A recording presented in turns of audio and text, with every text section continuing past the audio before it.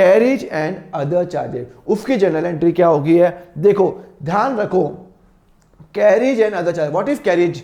Carriage वो charges होता है जो मैं इंकर करता हूं, जैसे मैंने कोई ये मैं पेन बनाता हूं, पेन बनाने के लिए मैंने इंक खरीदी। अरे भाई पेन बनाने के लिए मैंने इंक खरीदी मुंबई से, मैं रहता हूं जयपुर में, मुंबई से मैंने इंक खरीदी। अब सोचो मैंने पेन बनाने के लिए क्या लिया, इंक ली, मुंबई से 20,000 रुपए की, 20,000 रुपए की इंक ली। अब मुझे एक बात बताओ, क्या मुंबई से यहां जयपुर आने में भाड़ा नहीं लगेगा, किराया नहीं लगेगा, उड़ के थोड़ी आएगा कि चलो आ गया, नहीं, वो ट्रक में आएगा, ट्रेन में आ सकता है, गाड़ी में आ सकता है, कोई भी चीज में आ सकता है, कम से कम मेरा 1,000-2,000 रुपये तो लगेगा। तो यहां पे हुआ क्या कि जब मैं कोई गुड्स खरीदूंगा, वापस बता रहा हूं, जब मैं कोई गुड्स खरीदूंगा, वेरी इंपॉर्टेंट कंसेप्ट है, देखो जब मैं कोई गुड्स खरीदता हूं, मैं पेन बनाता हूं, पेन बनाने के लिए अगर मैं कोई सामान खरीदता हूं, तो जब मैं कोई कैरेज इंकर करता हूं, उसको मैं अलग से बुक्स में दिखाऊंगा, उसको मैं बुक्स में अलग से दिखाऊंगा। मतलब 20,000 का मैंने इंक खरीदा और मैंने जो भाड़ा है ट्रक वाले को 1,000 रुपए दिया, तो 20,000 प्लस 1,000, तो 20,000 तो मेरा सामान आया, परचेज अकाउंट आया, 1,000 रुपए मैंने भाड़ा पे किया, उसको मैं बोलता हूं कैरेज इनवर्ड, उसको मैं बोलता हूं कैरेज इनवर्ड। ओके, तो ध्यान रखना, अगर मैं गुड्स के लिए पेमेंट कर रहा हूं, गुड्स के लिए पेमेंट कर रहा हूं, गुड्स क्या है, पेन, उसका इंक, उसका प्लास्टिक। अगर मैं शर्ट बनाता हूं तो कॉटन गुड्स है, बटन गुड्स है, ये धागा गुड्स है, वो गुड्स है, ध्यान रखना। तो गुड्स के लिए जो भी चीजें होती है वो मेरी कहां जाती है, वो मेरा गुड्स के अंदर जाता है, ठीक है। तो वो अलग से शो करूंगा और मैं एंट्री करूंगा मेरा खर्चा अकाउंट डेबिट टू कैश। अभी आपको एग्जांपल बताता हूं, मैंने 20,000 का सामान खरीदा, लो सेम एग्जांपल है, मैंने परचेज कितना किया, सुनो, मैंने परचेज कितना किया, ध्यान रखो, मैंने परचेज 20,000 का किया है, परचेज 20,000 का किया है, ध्यान रखना। तो परचेज तो मेरा एक्सपेंस होता है, और जब एक्सपेंस बढ़ता है तो डेबिट होता है, एक्सपेंस बढ़ता है तो डेबिट होता है, क्लियर है। जब मैं कोई चीज परचेज करता हूं तो मेरा डेबिट होगा। Purchase a goods 20,000 in cash, तो मैंने परचेज किया 20,000 का सामान, ओके, मैंने उसको लाने के लिए 500 रुपये भाड़ा पे किया, फ्रेट पे किया, ट्रक वाले को, ऑटो वाले को, जिसको मैंने पे किया, तो भाई उसको अलग से दिखाऊंगा, उसको मैं नाम दूंगा कैरेज इनवर्ड। फॉर इनवर्ड क्यों? क्योंकि यहां पे वो सामान लाने का खर्चा carriage inward, sir inward outward बोलो ना। जब मैं सामान बेचता हूं तो कैरेज आउटवर्ड, जब सामान आता है तो कैरेज इनवर्ड। ओके, तो सामान आ रहा है ना, तो लाने का खर्चा कितना है, 500 रुपये, और आपको पता है ये मेरा खर्चा है, और खर्चा जब बढ़ता है तो डेबिट होता है, खर्चा जब बढ़ता है तो डेबिट होता है। और मैंने उसको कैश पे किया, कितना कैश पे किया, 20,000 कैश पे किया, 500 रुपये कैश पे किया, तो 20,500 रुपये मैंने कैश पे किया। अरे भाई मैं कैश तो मेरा एसेट है ना, क्यों, पर आपने तो 20,000 रुपये कैश पे किया, क्यों भाई, भाड़ा भी तो पे किया, तो 20,500 मेरे यहाँ से कैश गया, एसेट कम हुआ तो क्रेडिट। तो मैं एंट्री क्या करूंगा, मैं एंट्री करूंगा परचेज अकाउंट डेबिट। परचेज तो मेरा 20,000 का हुआ, भाड़ा जो होता है, कैरेज जो होता है, वो मैं परचेज में इंक्लूड नहीं करूंगा। मैं आपको लिखा चुका हूं, we have to show separately. मैंने जो भी भाड़ा इंकर किया है उसको मैं परचेज के अंदर कभी भी नहीं दिखाऊंगा। और मैंने कितना खर्चा है, कैरेज इनवर्ड कितने का है सर, 500 रुपए का, 500 रुपए का है, ओके, ये भी डेबिट है। और मैंने कैश कितना पे किया सर, 20,500। आपकी बात समझ में आई? इसको मैं सेपरेटली दिखाऊंगा, सेपरेटली दिखाऊंगा, क्यों, क्योंकि ये गुड्स है, जब भी मैं गुड्स खरीदूंगा तो सेपरेटली दिखाऊंगा। अच्छा ठीक है सर, अगर मैं कोई एसेट खरीदूंगा, दूसरा केस, अगर मैं एसेट खरीदूंगा तब कैरेज सेपरेटली नहीं दिखाऊंगा, उसके साथ दिखाऊंगा। मतलब एग्जाम्पल के लिए सपोज करो कि मैंने कोई मशीन खरीदी 1 लाख रुपए की। क्या खरीदी? 1 लाख की मशीन खरीदी ये पेन बनाने के लिए। तो क्या मशीन मेरा गुड्स है? क्या मशीन मेरा गुड्स है? मशीन गुड्स है क्या? नहीं, machine is not a good. Machine is not a good. तो सर मशीन क्या हुआ? आपने तो कहा मशीन गुड्स होता है, मैंने कब कहा? मैं पेन बना रहा हूं, पेन बनाने के लिए इंक गुड है, पेन बनाने के लिए प्लास्टिक ये जो निप है वो गुड्स है, बट पेन बनाने के लिए जो मशीन चाहिए वो गुड्स नहीं, बिकॉज वो फाइनल प्रोडक्ट बन जा रही। तो मैंने मशीन खरीदी, फर्नीचर खरीदा 1 लाख रुपए का, उसके बाद मेरे ऑफिस तक लाने के लिए मुझे 2,000 रुपये खर्च हो गए, ट्रक के पैसे। तो मेरा मशीन, मैं कैरेज इनवर्ड नहीं दिखाऊंगा, मैं मशीन को मशीन ही दिखाऊंगा कि भाई मैंने 1 लाख की नहीं, 1,02,000 की मशीन है। मतलब आपने खरीदी मशीन 1 लाख की, आप 1,02,000 क्यों दिखाओगे?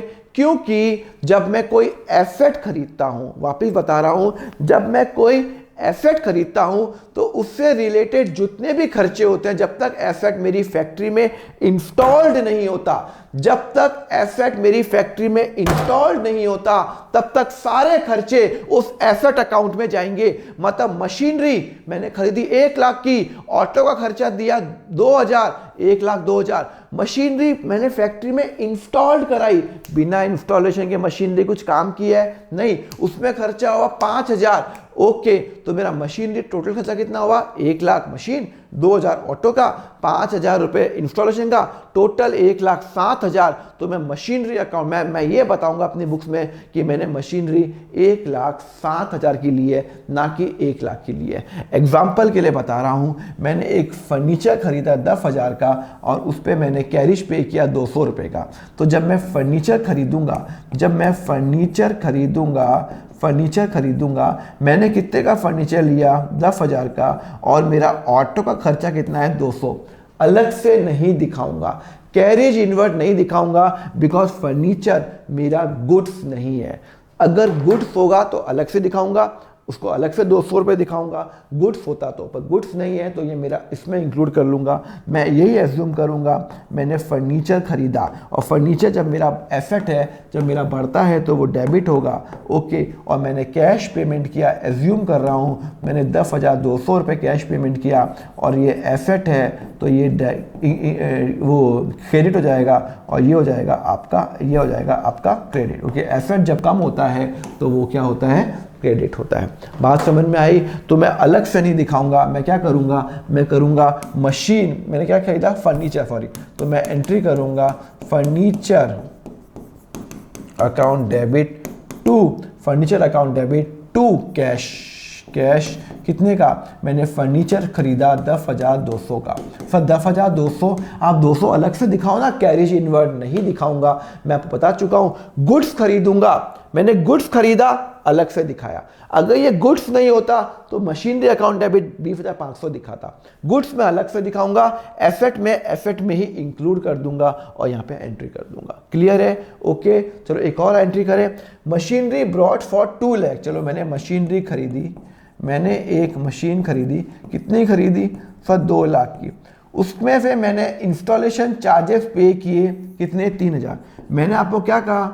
जब तक मशीनरी मेरी फैक्ट्री में इंस्टॉल नहीं होती तब तक मशीनरी यूजलेस है। इसका मतलब है जब तक मशीनरी मेरी फैक्ट्री में आती नहीं है और जब तक इंस्टॉल्ड नहीं होती है तब तक सारे खर्चे उस एसेट अकाउंट में जाएंगे। मैंने एसी खरीदा 50,000 का, फिर मैंने अपने घर में इंस्टॉल कराया और उसके लिए पे किए 3,000 रुपये, तो मैं 53,000 का एसी दिखाऊंगा, ना कि 50,000 का। मतलब मैंने मशीनरी खरीदी 2 लाख की, इंस्टॉलेशन में मैंने पे किए 3,000, और मेरा लाने का जो भाड़ा है वो कितना है?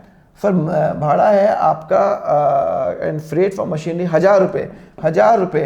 तो इसका मतलब है मैंने टोटल मशीनरी 2,04,000 की ली है।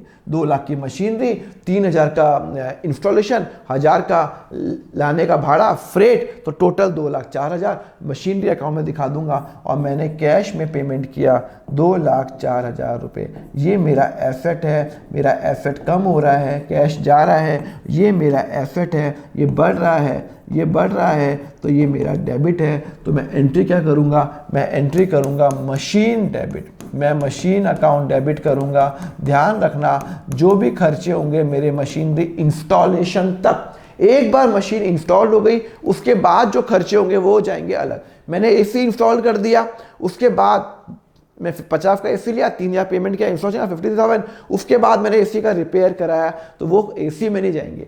इंस्टॉलेशन तक जो खर्चे होंगे जब तक वो यूजेबल कंडीशन में, तब तक वो एफर्ट में जाएंगे। टू कैश, अरे भाई कितना है, 2,04,000, 2,04,000। क्लियर है, डाउट है, नहीं डाउट है? तो 2,04,000 का मैंने माल खरीदा, मेरा कैश चला गया और ये मेरी एंट्री हो गई है। क्लियर है? चलो एक और क्वेश्चन करें। ब्रोकरेज, अच्छा क्वेश्चन है, ब्रोकरेज पे broad share of ₹10 share of Reliance limited 1,000 per share. Okay, मैंने रिलायंस लिमिटेड का एक शेयर लिया, मैंने एक शेयर लिया, कितने का लिया? सुनो, मैंने रिलायंस का 10 शेयर है, तो एक शेयर कितने का है सर? 1,000। तो टोटल, चलो मैं यहाँ पे कर लेता हूँ जिससे आपको प्रॉब्लम नहीं हो। मैंने 10 शेयर लिए, एक शेयर 1,000 का है, तो टोटल मुझे 10,000 का शेयर पड़ा। मैंने रिलायंस का शेयर लिया, कितने का? 10 शेयर, एक शेयर 1,000 रुपये का, और मैंने ब्रोकरेज पे की 2%। भाई कौन से ज़माने में रहते हो, आजकल तो फ्री हो गई है, चलो कोई नहीं। ब्रोकरेज पे की 2%, ओके, तो 2% ऑफ 10,000, 2%, मतलब मैंने शेयर खरीदा 1,000 का, मैंने ब्रोकरेज पे की, ब्रोकरेज कितनी पे की? 2% ऑफ 10,000 इज इक्वल टू 200 रुपये। 10,000 का 200 रुपये कितना होता है? 10,000 प्लस 200, तो 10,200। समझ में आया? वापिस बता रहा हूं कि मैंने एक शेयर खरीदा 10,000 रुपये का, मैंने एक शेयर खरीदा 10,000 रुपये का, और 10,000 रुपये का, और मैंने ब्रोकरेज पे की 200 रुपये की, मैंने ब्रोकरेज पे की 200 रुपये की। तो इसका मतलब है मैंने शेयर कितने का लिया? 10,000 का शेयर लिया, 200 ब्रोकरेज पे की। अलग से नहीं दिखाऊंगा, अलग से नहीं दिखाऊंगा, उसी में कंबाइन कर लूंगा। मैं यही एज्यूम करूंगा मैंने जो रिलायंस का जो शेयर लिया वो 10,000 का नहीं, 10,200 का लिया। तो मैं क्या करूंगा, मैं लिखूंगा, उसका नाम दूंगा इन्वेस्टमेंट इन रिलायंस शेयर, जो भी आप लिख सकते हो, इन्वेस्टमेंट इन रिलायंस शेयर। मैंने कितने का लिया सर? 10,000 प्लस ब्रोकरेज 200, 10,200 का। और मैंने हमेशा ध्यान रखना, जब भी कोई शेयर मार्केट की ट्रांजेक्शन हो वो बैंक के थ्रू ही रूट होगी, और बैंक मेरा एसेट है। सिंस मैं कोई चीज़ खरीद रहा हूँ तो मैं पैसे दूंगा, मेरा एसेट कम हो रहा है, एसेट जब मेरा कम होता है तो क्रेडिट, और मैं इन्वेस्टमेंट जब करता हूँ तो मेरा एसेट बढ़ रहा है क्योंकि मैंने शेयर खरीदा है। तो जब वो एसेट बढ़ता है तो वो क्या होता है? डेबिट। तो मैं एंट्री क्या पास करूँगा? मैं एंट्री पास करूँगा, कहाँ गया? मैं एंट्री पास करूँगा, अरे यार सो सॉरी, ओहो यहाँ पे एंट्री करनी थी, सॉरी, एंट्री यहाँ करनी थी मुझे, ठीक है ना। तो मैंने कितने का शेयर लिया? इन्वेस्टमेंट इन रिलायंस, मैंने वो दूसरा क्वेश्चन का लिया था रिलायंस, तो 10,000 का शेयर है प्लस 200 इज इक्वल टू 10,200। और यहाँ पे मैंने मैंने कैश पेमेंट कर, सॉरी बैंक से पेमेंट किया। ध्यान रखना हमेशा बैंक का पेमेंट होगा। तो 10,200 का मैंने बैंक पेमेंट किया। बैंक मेरा एसेट कम हो रहा है, एसेट मेरा कम हो रहा है तो क्रेडिट, एसेट जब मेरा कम होता है तो क्रेडिट। और इन्वेस्टमेंट मेरा क्या है? मेरा एसेट है, मेरा एसेट है तो बढ़ेगा तो डेबिट। तो मैं एंट्री क्या करूँगा? मैं एंट्री करूँगा investment in Reliance limited to bank. हमेशा बैंक के थ्रू एंट्री होगी, ये बात हमेशा ध्यान रखना।